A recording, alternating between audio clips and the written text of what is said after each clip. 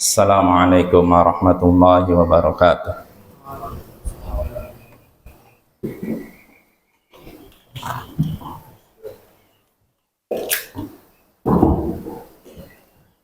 Alhamdulillah, alhamdulillahi rabbil alamin, wassalatu wassalamu ala ashrafil anbiya'i wal mursalin, sayyidina wa maulana Muhammadin wa ala alihi wa sahbihi ajma'in. Amma ba'd. Ya ikhwah, al-akhwat, a'azzani wa a'azzakumullah, saudara-saudari yang semoga dimuliakan oleh Allah. Kita bertemu kembali di malam Rabu untuk mengkaji kitab Ad-Durarul Bahiyah fil Masailil Fiqhiyah karya Imam Muhammad bin Ali Asy-Syaukani Al-Yamani rahimahullahu ta'ala. Ya, kita pada pertemuan sebelumnya masih di kitab Asy-Syarikah, kitab tentang serikat ya. Oh ya, sebelum membahas tentang kitab Asy-Syarikah, saya ingin ini dulu membahas pertanyaan tadi pagi ya. Masalah apa tadi pagi itu? Masalah berhutang emas ya. Ini harus dirinci Bapak ya, masalah berhutang emas. Pertama tadi kan kasusnya A berhutang kepada B, hutang emas. Tapi A mau berhutang kepada B hutang uang misalkan. Tapi B tidak punya uang, punyanya emas, gitu kan kasusnya ya. Ya, terus bagaimana nih? Berarti kan mau tidak mau emas yang ada di B ini harus dijual dulu kan? Ya tidak. Nah, kalau yang menjualnya adalah ini wakil dari A, misalnya tolong kamu ambil emas di sini nanti dijual dengan uang, ini jelas boleh. Lantas bagaimana kalau yang menjualnya adalah B ya, tadi yang punya emas. A minjem uang ke B, gak adanya emas. Lantas bagaimana kalau yang menjual emasnya adalah B, si pemilik emas itu? Maka Bapak, hukum asalnya muamalah itu halal, boleh, sampai ada larangannya. Maka dalam hal ini sebenarnya tidak ada larangannya Bapak, tapi ada tapinya. Hukum asalnya seperti itu boleh. Tadi misalkan B menjualkan dulu emas, lalu dapat uang, uangnya diserahkan kepada A. Ini hukum asalnya boleh. Tapi ada beberapa ketentuan yang harus diperhatikan. Pertama, si A ini, si B ya, pemilik emas, tidak boleh meminta tarif. Tarif karena apa? Tarif karena sudah apa? Menukarkan emas dengan uang. Atau mensyaratkan, misalnya gini, saya mau meminjamkan kamu emas, lalu ditukar dengan apa? Dengan uang, dengan syarat kamu kasih segini dan segitu. Jelas kayak gini nggak boleh. Terus bagaimana kalau misalkan tidak disyaratkan? Kalau tidak disyaratkan bagaimana? Kira-kira boleh nggak? Kalau misalkan si A ini A yang minjam ya kepada B, kalau memang tidak disyaratkan, dari awal tidak disyaratkan seperti itu, tapi B-nya memberikan uang karena istilahnya balas jasa. Oh, ini dia udah memberikannya, ini pun nggak boleh. Karena ada unsur riba. Kan setiap pinjaman yang menghasilkan keuntungan, itu Bapak ya. Terus bagaimana solusinya? Ya nggak usah dikasih imbalan. Karena ketika seorang mentransfer atau misalnya mengirim uang, ini kan dalam bentuk istilahnya kegiatan sosial, bukan bisnis. Maka nggak usah dia meminta tarif ya. Kalau lebih baiknya sebenarnya si A langsung datang ke B, nggak ada uang, ya udah saya pinjam emas. Nah, nanti dia ambil emasnya langsung ditukar. Jangan minta B si pemilik emas untuk dia sudah punya emas, dia juga yang repot menukarkan. Ini kan dua kali repot ya, udah dia mengeluarkan emasnya, dia juga yang menukarkan. Nah, ini Bapak ya. Nah, itu. Lalu permasalahan berikutnya, Kasusnya tadi kan dia minjam uang nggak punya, adanya emas. B cuma punya emas. Nah, mau tidak mau A kalau ingin dapat uang, emasnya dijual, kan ditukar dengan uang. Nah, maka bolehkah si A membayarnya dengan uang? Dia kan minjemnya, akadnya minjem apa? Emas. Berarti harusnya bayar dengan emas kan? Nah, lantas bisakah A membayar pinjaman tadi dengan uang? Boleh nggak kira-kira? Bisa nggak? Mas non mas.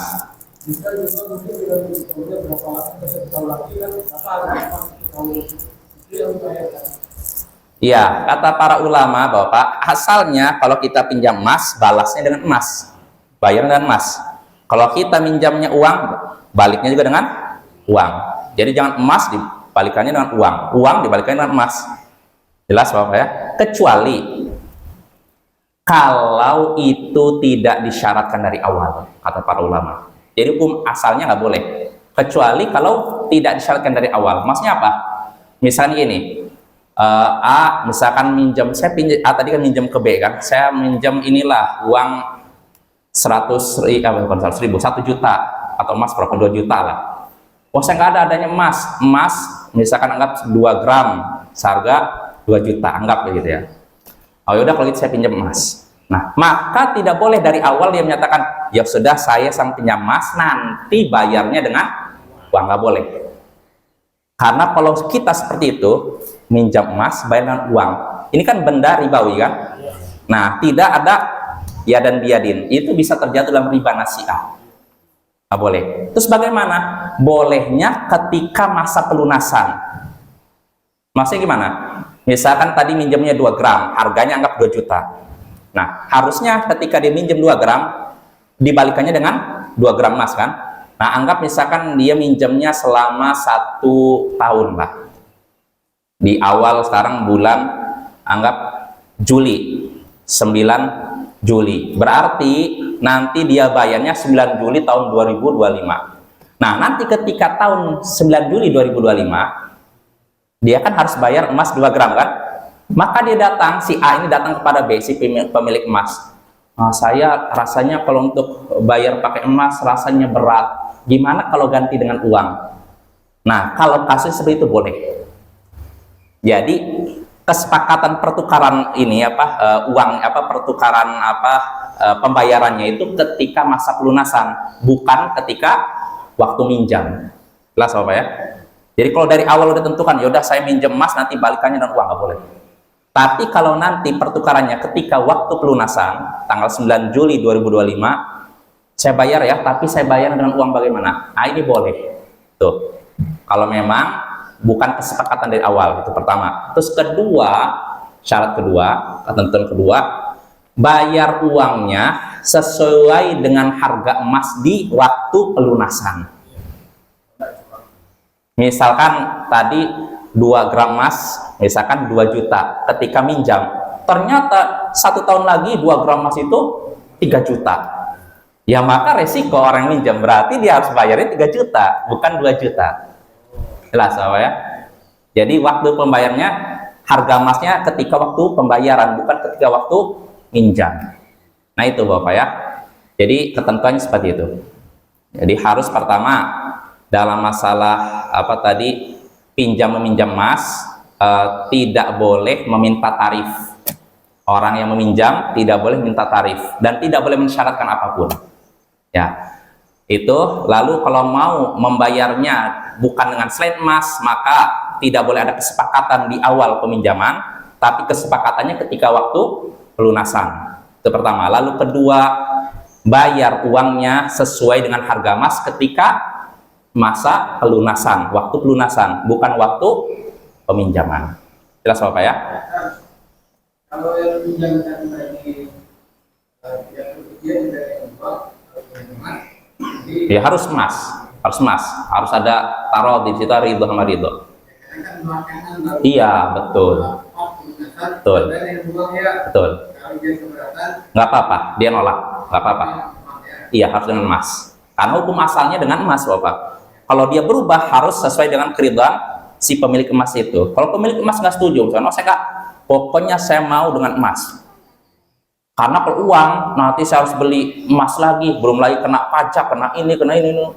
Dia nggak mau rugi. Maka si peminjam harus nerima. Jangan sampai, wah kamu nyusahkan sekali. Ya. Bapak, ketika kita dapat pinjaman dari orang lain, sebenarnya yang repot siapa? Kita atau orang itu? Orang itu, masa kita nggak mau repot untuk kembalikan? Maka solusinya begitu, Bapak ya. Harus bicarakan ketika waktu pelunasan nih, saya maunya bayar dengan uang. Bagaimana? Kalau si pemilik emas tadi nggak setuju, maka kita harus terima. Berarti kita harus cari emas. Ya, belikan uang kita dibelikan emas lalu dikembalikan. Dalilnya yang kuat emas sama emas. Apa itu? Dalilnya yang kuat kan emas sama emas. Jadi kalau saya ada emas dengan uang, ya kayak tadi bisa terjadi riba. Ya makanya kalau dari awal itu bisa termasuk riba nasiah. Tapi kalau misalkan ketika pelunasan nggak termasuk, nggak masalah kata para ulama. Diperboleh. Kesepakatan kata para ulama. Kalau memang itu bukan disepakati dari awal, kecuali kalau disepakati dari awal nggak boleh. Itu nanti terjatuh dalam riba nasiah. Kalau dalilnya ada, Hukum asal muamalah itu boleh sampai ada dalil yang melarang, dan nggak ada larangan sama. kalau orang yang punya emas itu nggak mau, ya. Iya, kalau nggak mau dia nggak bisa, dia punya hak untuk nolak. Jangan, oh saya nggak mau, pokoknya harus bayar emas. Kalau nggak masalah, apa ya? Iya. Iya, tetap harus bayar emas. Karena hukum asalnya bayar emas, kecuali tadi kasusnya Bapak kalau memang pertama kesepakatannya itu di waktu pembayaran, bukan di waktu peminjaman. Karena waktu peminjaman nanti terjatuh dalam riba nasiah. Okay. Kalau jual beli emas ini bayar dengan transfer itu mana? Jual, oh nggak bisa. Nggak boleh, itu riba juga, riba nasiah. Kalau ini kasusnya bukan jual beli, hutang. Beda kan hutang sama jual beli, Bapak ya. Kalau jual beli harus dia dan biadin, emas sama uang nih. Beli nih, misalkan ini emas, ini uang, harus tunai. Nggak bisa, oh saya transfer dulu, misalkan 2 gram emas 2 juta. Oh saya transfer dulu 500. Nanti 1 jam lagi 500, 1 jam lagi 500. Nggak boleh ini riba nasiah. Nah kalau tadi kasusnya bukan jual beli tapi hutang, kita hutang. Namanya hutang kan dibayarnya nanti kan, ya kan? Nggak mungkin saya pinjam 2 gram emas saya balikan juga. Namanya bukan hutang itu. Ya, tapi kalau jual beli harus tunai. Jelas Bapak ya, nggak boleh ada tenggang waktu. Uang digital itu mana? Apa? Uang digital, Uang digital untuk apa? Bayar emas. kan kita langsung ada apa? Nanti ada transfer. Iya, itu. Oh itu masalah kontemporer ya. Kita langsung sama jual. Terus kan kayak emas. Oh pakai ini kris istilahnya ya, yang sekarang ya. Oh alam. Ini itu istilah transfer tadi. Sama-sama transfer. Iya. Uang tunai nggak ada, transfer aja ya. Tapi itu naik. Tunai ya. Naik bukan. Ya Allah alam, sepertinya boleh seperti itu, nggak ada masalah. Apa masalahnya kira-kira? Kan ketika itu kan otomatis pindah ke pemilikan kan, uangnya kan? Ya nggak ada masalah, Kan itu bukan nyicil kan? Bukan cicil, tapi itu apa tunai kan? Tunai maksudnya transfer. Iya, masalah. Ada juga instrumen yang buat. Ah itu makanya. Kita pergi. Jadi sebenarnya nantinya kita. Iya itu makanya. Betul. Mencegah terjadinya itu memang harus nyata di depan mata. Karena sekarang ini Bapak, kadang bisa orang memanipulasi ini. Misalkan, oh saya udah transfer ATM-nya, ada bukti ATM-nya, ternyata itu diedit. Bisa diedit Bapak ya. Jadi bukti transfer ini saya udah transfer segini, dikirim ke penjualnya, ini saya udah transfer, ini tolong kirimkan barang. Ternyata bukti transfer itu editan dia. Ini nyatanya, ada beberapa kasus. Sampai saya lihat berita sekitar 2 minggu yang lalu kalau nggak salah, ada orang Pakistan. Dia punya tunggakan atau hutang ke sebuah restoran sampai puluhan juta, lebih dari 50 juta kalau nggak salah, di Bali. Jadi dia minta belanja di restoran ini, bayarnya pakai transfer. Dia nunjukkan terus kepada ininya, istilahnya bagian kasir nih, saya udah transfer segini. Harusnya, oh iya. Ternyata itu nggak masuk, pas dicek loh, kok nggak masuk? Terus gimana itu? Ternyata diedit, bisa aja ternyata. Ada aplikasi tertentu yang bisa istilahnya mengubah tulisan. Misalnya ini bukti transferan segini-gini, diubah. Seakan-akan dia udah transfer, padahal belum. Maka kalau dikhawatirkan terjadi seperti itu, bagusnya jangan ya. Nanti dikhawatirkan timbul konflik. Kenapa?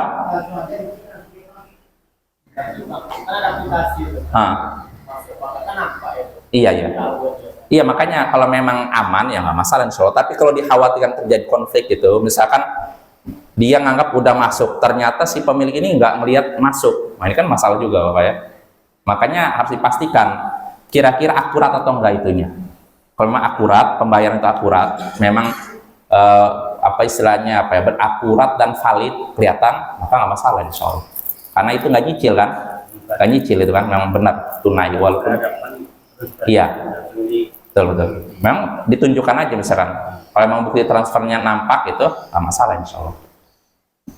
Jadi kalau seandainya itu kan berhadapan si penjual dengan si pembeli. Walaupun uangnya transfer. Bagaimana dengan si penjual di Jakarta, si pembeli di Padang? Kalau memang jelas bisa kelihatan, itu kan sama seperti akad nikah lewat telepon kan, telepon apa lewat video call kan, ya kan begitu. Kalau memang nyata di depan orangnya tahu jelas gitu, nampak gitu nggak, insya Allah nggak masalah. Di barangnya Barangnya nggak ada, maksudnya kan? Yang satu Jakarta, yang satu Jakarta. Oh iya nggak bisa saya. Iya, maksudnya masalah emas tadi. Iya nggak bisa. Tapi orang lain berarti kalau barang selain riba nggak masalah. Kalau riba itu pokoknya harus tunai. Ya dan biadin, tunai. Barang ada, uang ada di depan mata. Jadi bukan nanti uangnya saya ambil dulu atau uangnya ada, barangnya saya ambil dulu. Nggak bisa gitu. Dan ini saya ada uang nih 2 juta. Emasnya mana? Nanti di gudang. Nah ini nggak boleh. Walaupun gudangnya cuma 1 menit dari sini. Orang transfer atau nih saya datang orang nih beli. Anggap ini toko emas. Saya mau beli ini bang, emas 2 gram. 2 juta. Dia udah nyetorkan uangnya, tapi emasnya kebetulan nggak ada. Yang ada 3 gram, 5 gram. Oh, yang 2 gram ada di gudang nih. Saya ambil uangnya, baru saya ambil emasnya, nggak boleh gitu. Itu namanya riba nasi'ah. Jelas Bapak ya? Bagaimana dengan barangnya ada? Misal, barangnya ada tapi uangnya belum ini, nggak tunai. Jadi gini lah, antum Jakarta, Padang, antum punya toko emas. Saya beli barang 1 emas itu duitnya 3 juta. Kita kan bisa video call, ini barangnya ada, oke lah saya transfer. Barangnya kan nggak bisa langsung di ini kan? Nggak bisa. Barangnya ada teman-teman, itu kan menjual. Ini barangnya ini ada, barangnya 3 emas. Enggak, maksudnya barangnya kan nggak ketika itu dipegang oleh si pembeli kan? Nah, nggak bisa. Video call, pegang pembeli ya nggak? Pembeli enggak, saya di Padang. Itu Jakarta tuh nggak bisa ke rumah, kita video call aja. Iya nggak bisa itu. Harus di depan, artinya bisa megang langsung. Kejadian seperti ini pernah ditanyakan ke Ustaz Irwadi tadi, kalau salah lebih. Orang tuh beli emas antam, emas perusahaan. Tapi orang tuh dia bukan karena melalui jaringan internet, jadi persyaratannya yang dibilang Ustaz Irwadi, tapi ya cek lagi, kurang lebih deal harga misalnya kan 3 juta tadi, walaupun kita jauh, tapi dengan catatan langsung bikin bahwa si emas ini sudah beralih pemilik dengan ada catatan buktinya, langsung tulis bahwa emas ini sudah beralih pemilik saya. Itu yang pihak antamnya yang ngasih keterangan itu. Allah Allah, nggak tahu saya. Apakah bisa? Itu dihantam, jadi saya beli 1 kilo. Karena kan ketika itu si pembeli kan nggak megang itu, masih yang jadi masalah. Karena kita jauh. Gaya dan biadin kan ibaratnya. Tapi lain halnya gini, kalau misalkan pakai wakil, lain lagi. Kalau wakil nggak masalah. Misalnya saya punya wakil, tolong emas nih, saya transfer untuk belikan emas, itu nggak masalah. Tapi ini kan yang jadi masalah, dia beli tapi barang nggak nyampe tangan, masih jauh. Nah ini yang jadi masalah. ya karena sekarang kan misalnya toko emas Padang beli emasnya di Jambi, jadi ada emas, pusat emas, atau antam di mana, antam di Jawa, dari Padang di emas antam di Jawa. kan bisa kalau teknologi sekarang Hmm. canggih, Hmm. tapi nggak bisa juga. Nggak bisa kayak gitu, karena itu gaya dan dia, Din, nggak tunai. Artinya di situ antara penyerahan uang dengan pemberian barang nggak, ketika itu ada tenggang waktu, itu yang jadi masalah. Ya tetap tunai, sama seperti transfer tadi, cuma kita tidak ketemu, itu aja masalahnya. Jadi Iya. tidak ketemu. Nggak, artinya kan gini, yang disyaratkan antar pertukaran barang ribawi, artinya tunai. Tunai artinya gini, misalkan saya uang berikan kali ini, detik ini, barang juga detik ini, jadi nggak ada kayak tenggang waktu itu. Nanti solusinya kan harus ada waktu. Wakil. Wallahualam apakah bisa itu? Oh, saya nggak tahu, belum ngecek apa Ustaz Erwan di Tirmizi gitu. Itu yang saya pahami, Iya. yang saya pahami, si pemilik emas, entah itu perusahaan atau orang, itu langsung bikinkan surat peralihan bahwa barang ini sudah bukan miliknya dia lagi. Oh, alam, saya nggak tahu, nggak berani. Bisa dicek. Itu asalnya ya, pokoknya kalau Saya salah dengar. ya itulah, makanya perlu cek lagi kali ya. Yang jelas gini, ada sebagian ikhwah kita di Jakarta kalau nggak salah udah menjalankan bisnis emas, tapi modelnya nggak kayak gitu. Jadi gini, kalau misalnya kita butuh beli emas nih, Bapak. Misalnya gini, mereka ikhwan ini pasang iklan di internet. Siapa yang mau beli emas, misalnya harga 2 gram 2 juta, 5 gram 5 juta misalkan. Nanti yang jual ini datang ke rumah kita. Itu belum ada kesepakatan jual beli itu. Disodorkan nih emas 2 gram begini, nih emas 5 gram gini. Mau beli nggak? Kalau beli langsung uangnya. Orang yang jualan itu datang. Iya, itu. Ikhwan kita kayak gitu. Ada di Jakarta udah dipraktekkan. Dan yang seperti itulah yang boleh. Dan insya Allah loh, tapi kan nanti rugi. Saya udah datang ke rumah dia nggak jadi beli. Itulah namanya jual beli. Nah, resiko sebanding dengan keuntungan. Jangan sampai kita pengen untung tapi nggak mau dapat resiko. Tapi kata Ustaz Erwan di Tirmizi juga, makin besar resiko suatu penjualan, makin besar juga kemungkinan dapat untung. Kalau resikonya kecil, untungnya kecil biasanya. Yang seperti itu resikonya besar kan? Dia udah pakai motor, mobil, menghabiskan bensin berapa, nyampe situ nggak jadi beli. Tapi juga ada potensi untung juga besar. Jelas Bapak ya? Maka itu aja lah, yang jelas-jelas saja. Adapun yang masih samar-samar, tinggalkan. Kalaupun kita nggak bisa pastikan itu haram, ya itu kan berarti syubhat kan, antara halal dan haram, tinggalkan. Itu lebih baik, lebih selamat kita ya.